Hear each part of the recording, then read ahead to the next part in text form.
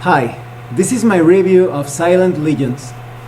Silent Legions is a modern horror RPG with a strong Lovecraftian theme, but at the same time, it encourages you to step out of Lovecraft's shadow so you can create your own eldritch rituals and cosmic terror and all sorts of creepy and supernatural stuff. Well, let's talk about the quality of the PDF. The PDF is very well organized. It has a virtual table of contents, an index.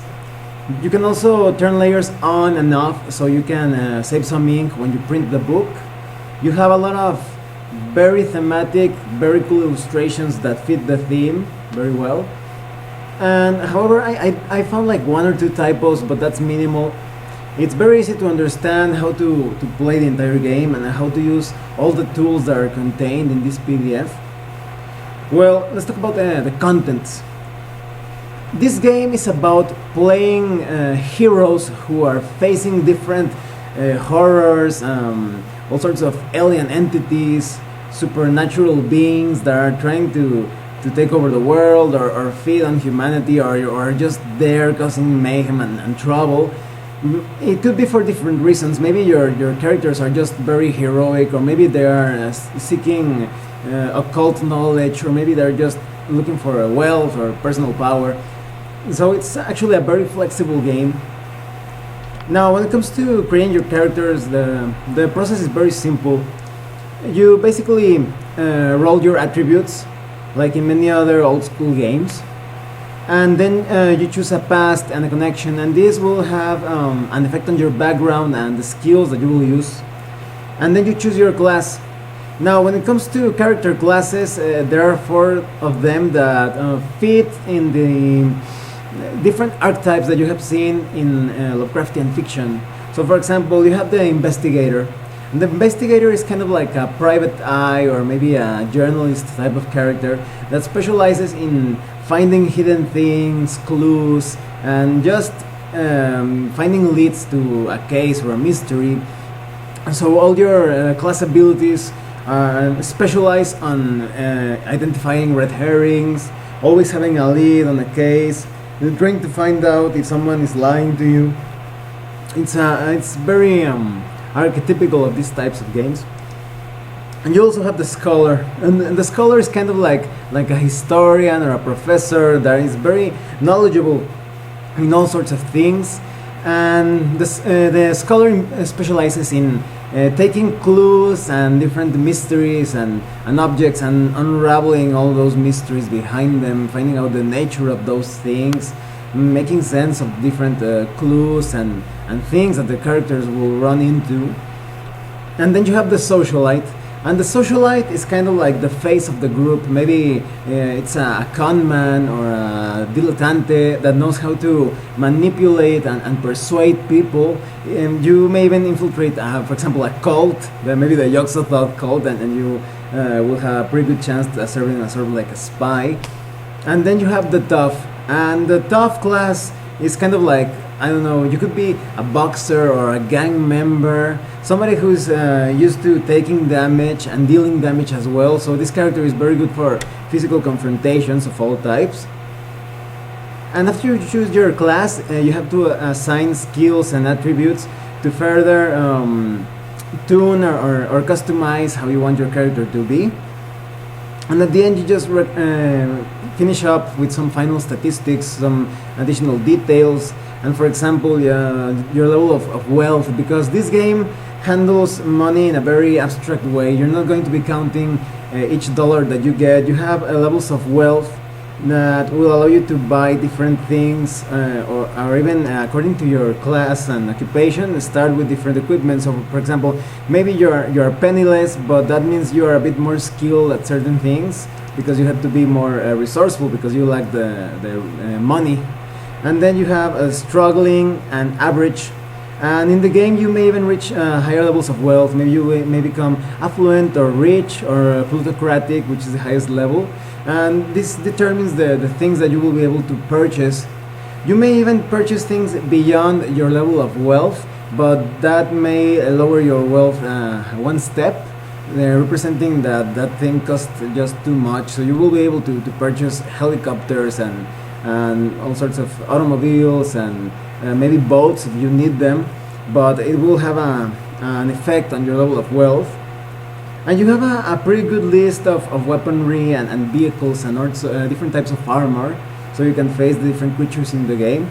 Now, a cool thing about the weaponry, most of the weapons here have a slaughter die, and the slaughter die may actually allow you to cause even more damage or deal more damage when you are fighting against different enemies. However, a lot of the enemies are going to be supernatural enemies, so this slaughter die may not affect them. It reminds me of how impaling damage in Call of Cthulhu RPG sometimes doesn't affect different creatures.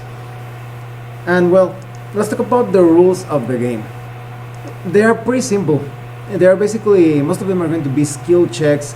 You roll a couple of 6-sided dice and you add your relevant attribute modifier and your relevant skill level, and you see if you manage to surpass a certain difficulty, and you will get different degrees of success. There are also opposed skill checks, extended skill checks, and you even get an optional rule for partial success. You're going to get different saving throws to avoid hazards and different dangers.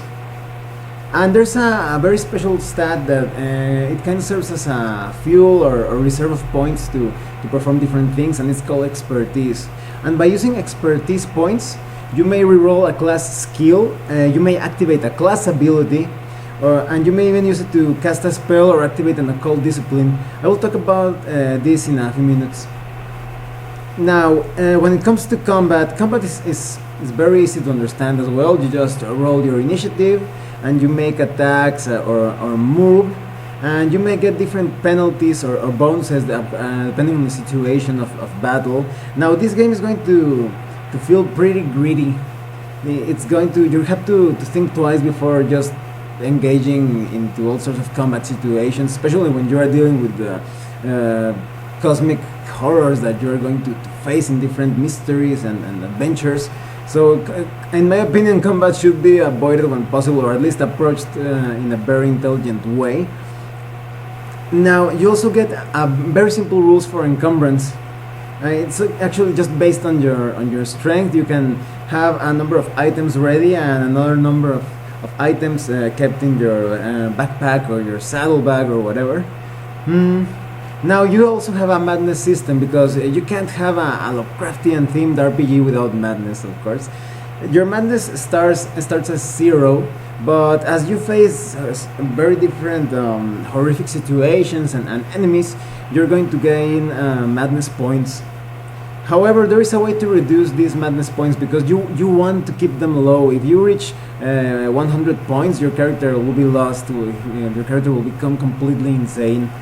But whenever you level up, you're going to lose 10 points of madness.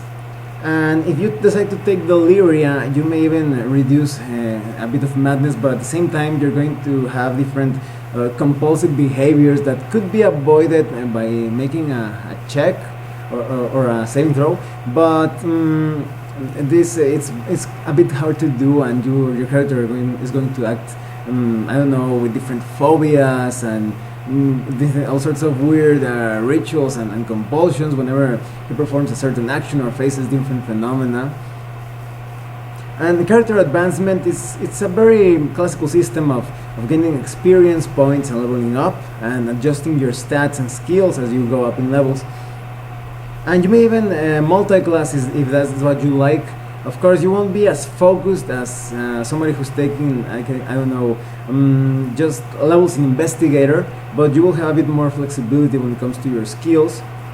The injury and healing system feels a bit too, I don't know, a bit more safe than other Call of Cthulhu RPGs, because here you're going to heal a bit quicker, in my opinion. There's still a grade of a certain degree of lethalness, but there is you're going to have a bit of an easier time when healing.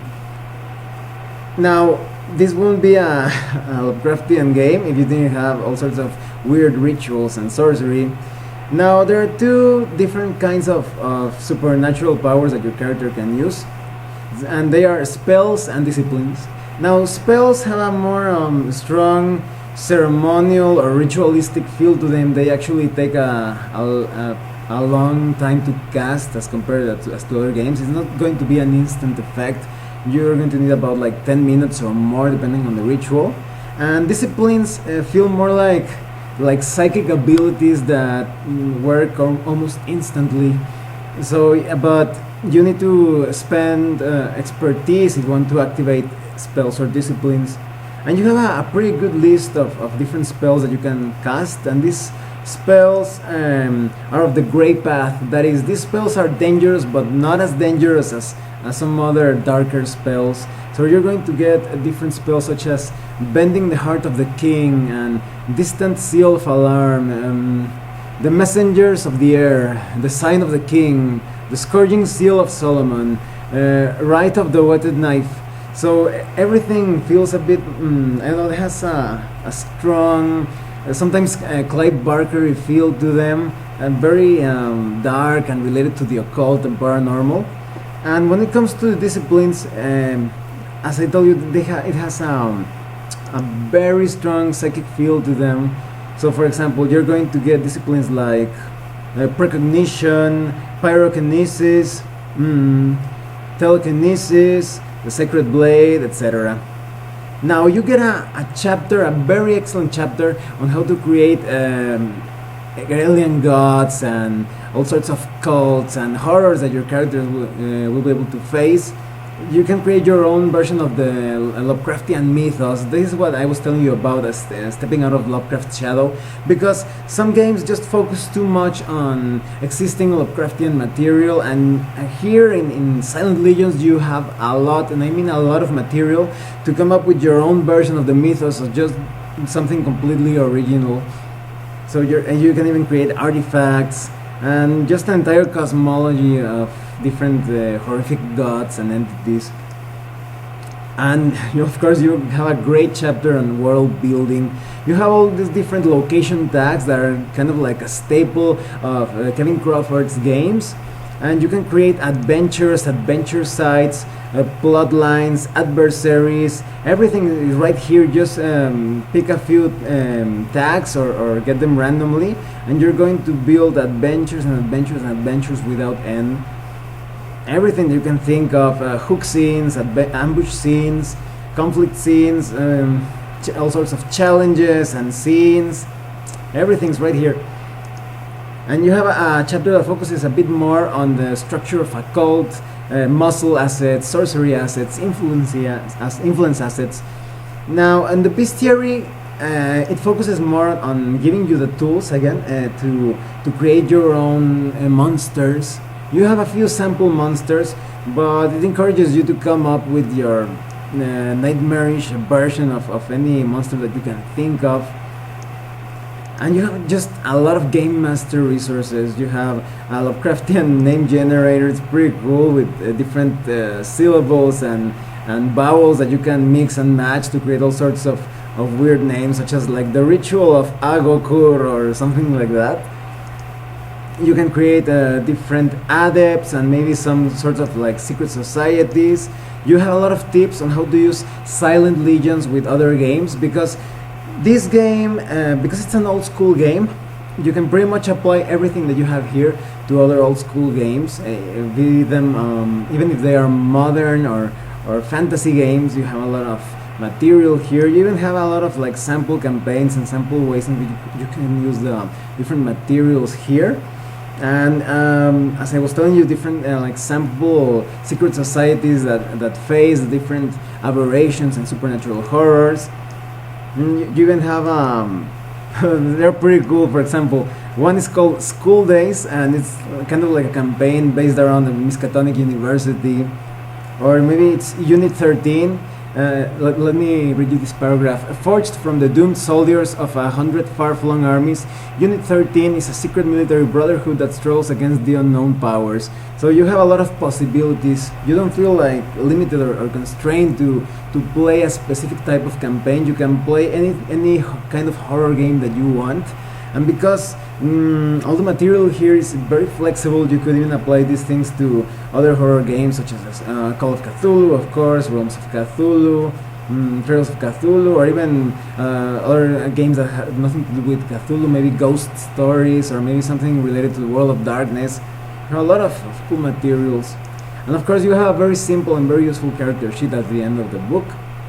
Well, let's talk about what I think of this game. This is an excellent game. If you're a horror fan, if you like, of course, playing horror RPGs, you need to get this book, because you're going to get a lot of material, a lot of game mastering tools that will allow you to become a master of this horror sandbox campaign. Because I forgot to mention that this book is very well built to handle all sorts of sandbox scenarios and campaigns. That is an entire world with different adventure seeds planted all over the surface, and your characters will be able to wander, going to different cities and, I don't know, forests and ruins, and you will have an adventure in each site. So it's a very exciting way to play an old school horror game. You should definitely get this book, and I can't find a negative point to it. It's just very flexible, very simple. It's a very strong game on its own, and it serves as a toolkit for other games. Well, thanks for watching my review. If you have any comments or questions, please let me know, and see you later.